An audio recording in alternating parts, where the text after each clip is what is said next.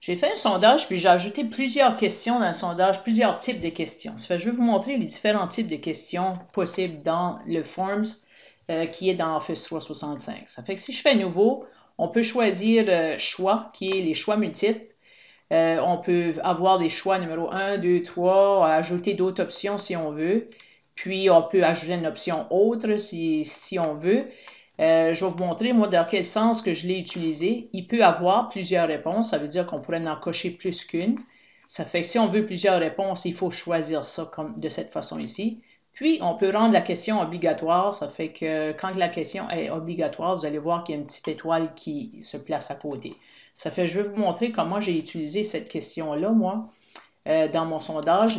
J'ai demandé choisis ton année scolaire. Vous voyez qu'il y a l'étoile à côté, la petite étoile rouge. Ça veut dire que la personne qui répond le sondage ne peut pas soumettre le sondage si cette question-là n'a pas été répondue. Ça fait qu'ici, c'est un choix de réponse. L'élève coche la réponse. S'il est en 12e, il coche 12, et ainsi de suite. Ça fait que je retourne au bas pour mes questions. Je vais supprimer cette question-là parce que je ne veux pas la garder. C'était juste un exemple. Je fais une nouvelle question. Ici, on va choisir texte. Quand je choisis texte, je peux choisir un texte court ou une réponse longue. Je vais vous montrer la différence entre les deux. Ça fait que si je m'envoie texte court, ici, entrez votre nom de famille, texte court. Entrez votre prénom, texte court. Un texte long, ça serait comme par exemple ici, sens-toi libre d'ajouter des commentaires ou suggestions qui pourraient contribuer à rendre le cours plus efficace. Donc ici, on donne plus d'espace pour remplir ce genre de questions-là. Ça fait que ça serait, celui-ci, ça serait une réponse longue. Je supprime, je vais en ajouter une nouvelle. Ici, évaluation. Évaluation, c'est ce genre de question ici. Évalue ton effort envers le cours IPI, 5 étant que tu as déployé beaucoup d'efforts et 1 que tu n'as pas déployé assez d'efforts. Ça fait que l'élève s'auto-évalue ici. Ça fait que la façon que ça fonctionne, vous allez voir, je vais juste choisir celle-là. On peut choisir le niveau, comme ici c'est un 5 étoiles. Je pourrais en mettre moins et je pourrais choisir un système de nombres au lieu d'un système d'étoiles. Ça fait que ça, c'est à votre choix.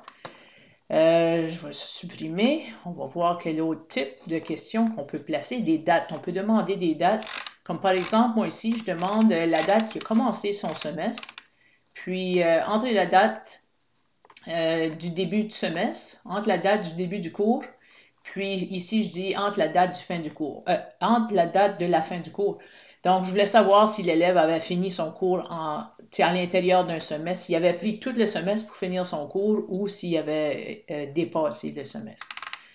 Un autre type de question, ça c'était date. Si je vais au bout ici, je peux choisir classement. Si je choisis classement, je vais vous montrer qu'est-ce que ça ressemble parce que j'ai une question en classement ici. Place en ordre de préférence les parties du cours dont tu as le plus apprécié.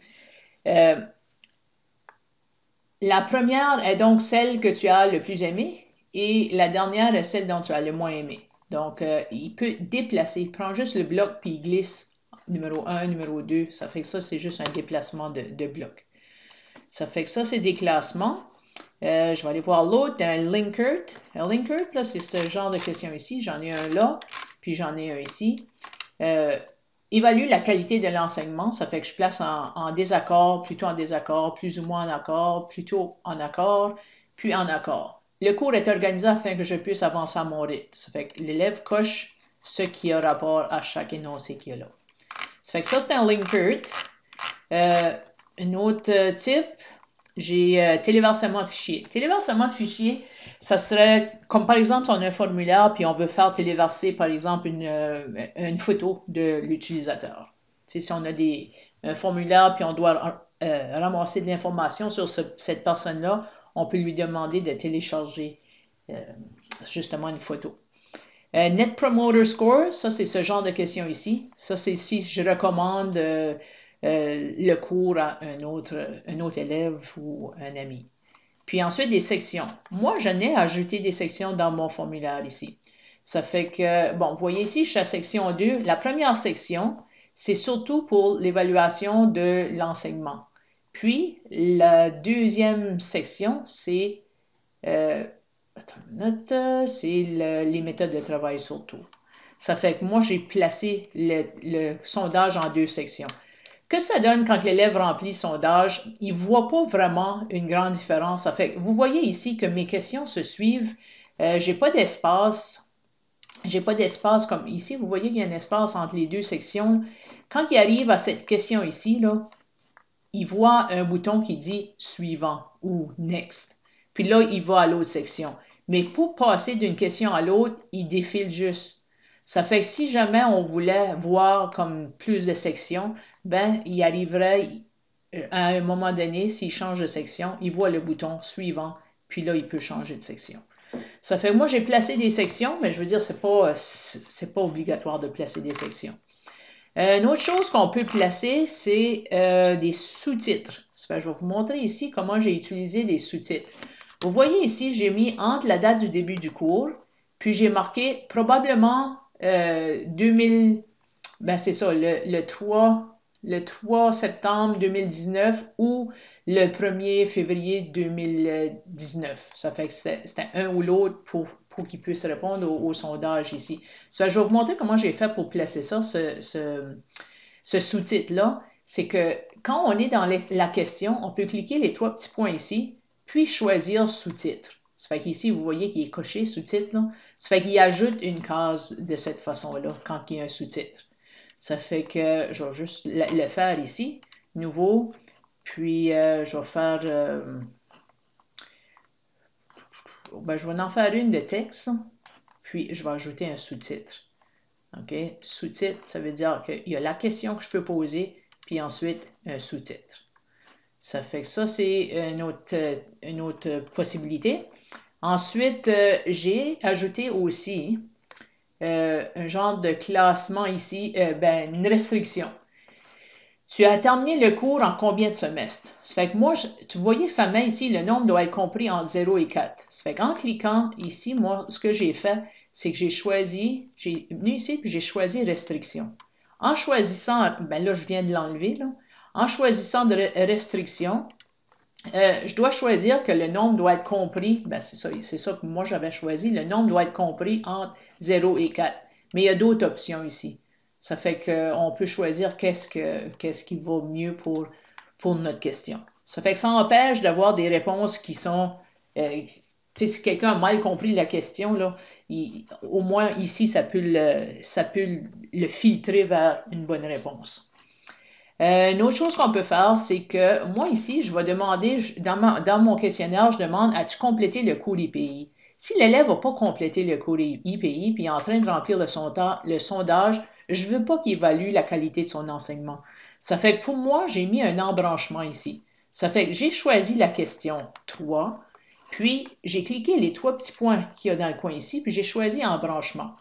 Ça veut dire qu'à la question 3, vous voyez ici, là, s'il répond oui, là, je dis aller à, puis c'est à moi de choisir à quelle place que je veux qu'il aille par la suite. S'il répond oui, quelle question je veux qu'il arrive par la suite.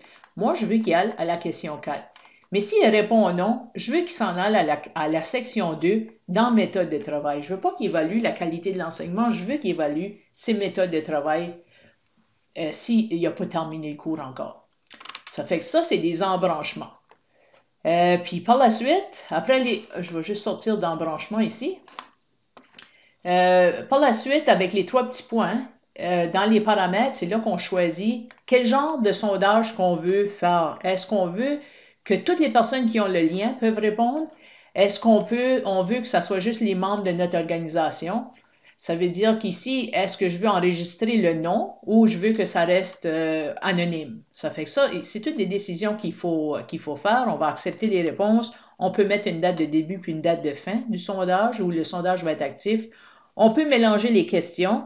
Moi, je n'ai pas osé ici à cause de l'embranchement. Je n'ai pas osé mélanger mes questions. On peut personnaliser un message de remerciement. Aussitôt que quelqu'un finit le sondage, il recevrait un message par courriel pour le remercier d'avoir répondu le sondage, disons. Ici, on peut avoir un accusé de réception à la personne qui a rempli le sondage, puis on peut en avoir un à la personne qui a construit le sondage pour lui dire « Ah, tu as une réponse qui vient d'entrer ». Ça, c'est une possibilité. C'est des choses qu'il faut ajuster dans les paramètres ici. Multilingue, moi j'ai mis à Canada français ici. Puis commentaires, conditions, on peut passer ça. Si je vais à partager par la suite, je veux savoir qui va remplir le sondage, comment je veux que le sondage soit rempli ici. Donc, si c'est seuls les membres de mon organisation qui peuvent remplir, je peux copier le lien puis l'envoyer par courriel aux membres de l'organisation ou moi, pour des élèves, je l'ai placé dans un Teams class, dans le bloc-notes d'un Teams class où l'élève a accès. Ça fait qu'il peut l'obtenir à partir de là. Ça fait que moi, je copie le lien, puis le lien qui va être ici, là, je le copie, puis je le colle pour qu'il puisse obtenir. Ensuite, quand vous recevez les réponses, vous recevez les réponses ici, on peut ouvrir dans Excel, on peut regarder les réponses juste ici, on a quand même une bonne analyse de réponses, mais on peut aussi les ouvrir dans Excel. Je vais vous montrer que ça ressemble quand ça va dans Excel. Donc, il sort toutes les réponses de cette façon-là. Puis, c'est à nous d'analyser ou de faire ce qu'on en veut pour analyser ces résultats-là.